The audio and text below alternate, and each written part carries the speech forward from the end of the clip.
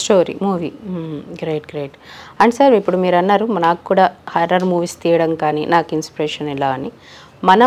మన టాలీవుడ్లో కావచ్చు, మన చుట్టూ ఉన్న బాలీవుడ్ ఇండస్ట్రీ తీసుకుంటే ఇలాంటి సినిమాల జోనర్స్ ఎక్కువ రామ్ గోపాల్ వర్మ గారు తీస్తారని అందరికీ తెలుసు. ఆయన ఫస్ట్ స్టార్ట్ ట్రెండ్ సెట్ చేసింది ఆయన హర్రర్ మూవీస్ కే మార్క్ అని చెప్పుకోవచ్చు. ఫస్ట్ వంశీ గారు, పెద్ద వంశీ గారు అన్వేషణ ఫస్ట్ ఇండియన్.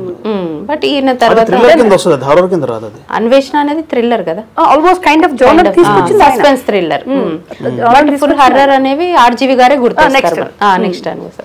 సో ఆయన ఇన్స్పిరేషన్ కానీ, ఆయన మార్క్ కానీ, ఆయన కెమెరా స్టైల్ కానీ, ఎందుకంటే ఆయన కెమెరా చూపించే విధానం కానీ, కొన్ని స్క్రీన్స్ కానీ, స్క్రీన్ ప్లే డిఫరెంట్గా ఉంటాయి మనం చూస్తే. సో అలాంటి ఇన్స్పిరేషన్ కానీ, ఆయన థాట్స్ అలాంటివి ఏమైనా తీసుకున్నారు మీరు ఈ మూవీ? 100% ఆయన లైటింగ్ ప్యాటర్న్ కానీ అన్నీ ఉన్నాయి. బట్ నాకేంటంటే డైరెక్ట్ చేస్తున్నప్పుడు నేను ఏదైనా డైరెక్టర్ని ఇన్స్పిరేషన్ తీసుకున్నా, I don't want to imitate that director by presenting it in the same angle. Imitation చేయొచ్చు, బట్ పాయింట్ ఏంటంటే మనం చదువుకున్న రకరకాల ఎఫర్మేషన్స్ నుంచే మనలోంచి కొత్తదనం బయటకు వస్తుంది. బట్ మనం ఒక డైరెక్టర్ని ఇమిటేట్ చేసేదని తీస్తే మాత్రం డెఫినెట్గా సక్సెస్ కాదు. సో మన నుంచి ఏమొస్తుంది బయటికి.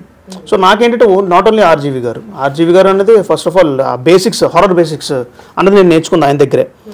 తర్వాత ఈ హాలీవుడ్ డైరెక్టర్స్ ఎవరెవరు ఏం చేస్తున్నారు, ఏ స్కేల్లో చేస్తున్నారు దాన్ని బట్టి group of things make one content. Okay. So the best elements అన్ని కలిపి చేశాను. యా. అండ్ మీరు కూడా ఆర్జీవి గారితో యాక్ట్ చేశారు ఆయన మూవీ డైరెక్షన్లో, ఎందుకంటే అందరూ ఎదురు చూస్తుంటారు ఆయన డైరెక్షన్లో చేయాలని. మీకు ఫస్ట్లోనే ఆపర్చునిటీ రావడం, సో ఆయన డైరెక్షన్లో వర్క్ చేశాక ఇప్పుడు సాగర్ గారి డైరెక్షన్లో మరణం మూవీలో చేసినప్పుడు మీకు ఎలా అనిపించింది? అంటే ఎనీ డిఫరెన్సెస్ లేదు ఈ డైరెక్షన్లో, ఈ హర్రర్ మూవీ జోనర్లో నాకు సిమిలర్గా కొన్ని అనిపించినాయి అని అనుకున్నారా? ఏమన్నా పాయింట్స్ కానీ డైరెక్షన్? ఆర్జీవి గారిది వేరు, ఈయనది వేరు. అంటే ఈ ప్రాజెక్ట్ ఏదైతే ఇప్పుడు మరణం సినిమా ఉందో, మరణం cinema script is different, RGV గారిది టోటల్గా డిఫరెంట్, రెండింటికి సంబంధం లేనిది. అండ్ వర్క్ వైజ్గా డైరెక్టర్ ఎక్స్పీరియన్స్ అంటే కనుక, అంటే ఎక్కువ కాలం నేను పనిచేసింది, ఎక్కువ టైమింగ్స్లో ఎక్కువ డేస్ వర్క్ చేసింది నేను శైలేష్ గారితో. సో ఆర్జీవి గారితో తక్కువ టైం పనిచేశాను. బట్ డైరెక్టర్ది ఎవరిది వాళ్ళకే ఉంటుంది, ఇద్దరు సేమ్ లాగా ఉండదు. ఒక్కొక్క డైరెక్టర్ దగ్గర ఒక్కొక్కటి ఎంత పెద్ద ఆర్టిస్ట్ అయినా నేర్చుకుంటారు. ఈక్వల్గా ఆయన దగ్గర సేమ్ అనేది నాకు తెలిసి ఉండదు. ఎందుకంటే ఎవరు ఓన్ ప్రయారిటీ వాళ్ళకు ఉంటుంది, ఎవరు ఓన్ డైరెక్షన్ వాళ్ళకు ఉంటుంది. సో దట్ ప్రతి ఆర్టిస్ట్ ఒక్కొక్క డైరెక్టర్ దగ్గర ఏదో కొత్త విషయాలు అయితే నేర్చుకుంటారు. సో నేను సాగర్ దగ్గర ఏమంటే లైక్ యాక్టింగ్ అయితే నేర్చుకున్నాను నేను. ఎందుకంటే తను ఇప్పుడు ఆర్జీవి గారు ఫిల్మ్ బేస్ డిఫరెంట్, అది టోటల్గా వేరే ఉంది. ఏదైతే సాగర్ ఇప్పుడు మరణం ఉందో, మరణం యాక్టింగే ఎక్కువ, అందులో ఏదో చూపించడానికి ఏం ఉండదు, ఓన్లీ యాక్టింగ్ వైజ్. సో ప్రతి మూమెంట్ నేను ఆ క్యారెక్టర్లో ఇన్వాల్వ్ అయ్యి నాకు ఈవెన్ దో లంచ్ బ్రేక్ లో ఉన్నా కూడా దానిలో ఇన్వాల్వ్ అవుతున్నా. పెయిన్ ఇప్పుడు సార్ అన్నట్టు మీరు ఎప్పుడైతే ఆ కళతో ఇబ్బంది పడుతున్నారో ఆ పెయిన్ ని ఫీల్ అవ్వాలి కంటిన్యూగా.